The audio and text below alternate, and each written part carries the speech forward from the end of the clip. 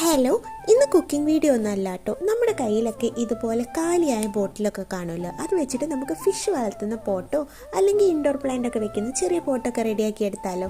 അതിന് വേണ്ടിയിട്ട് ഞാനിവിടെ കാലിയായ ഒരു പെപ്സി ബോട്ടിൽ എടുത്തിട്ട് അതിൻ്റെ കവറൊക്കെ വലിച്ചു വരുന്നുണ്ട്. സബാഷ്, ആദ്യത്തത് കയ്യിൽ നിന്ന് പോയി. പിന്നെ നമ്മൾ എങ്ങനെയൊക്കെ വലിച്ചോരി ഇതുപോലെ ക്ലീൻ ആക്കി വെച്ചിട്ടുണ്ട്. ഇനി മുകളിൽ കാണുന്ന ഈ ഭാഗം ഉണ്ടല്ലോ, ഇത് കത്തി വെച്ചിട്ടോ ബ്ലേഡ് വെച്ചിട്ടോ കട്ട് ചെയ്ത് കൊടുക്കുക. എൻ്റെ അടുത്ത് ഈ മീൻ മുറിക്കുന്ന കത്തി മാത്രമേ ഉള്ളൂ. ഞാൻ അത് വെച്ചിട്ട് ഇച്ചിരി കഷ്ടപ്പെട്ടിട്ടാണെങ്കിലും ഇതുപോലെ കട്ട് ചെയ്തെടുത്തിട്ടുണ്ട്. ഇനി താഴ്ഭാഗം കൂടി കട്ട് ചെയ്ത് കൊടുക്കണം കേട്ടോ.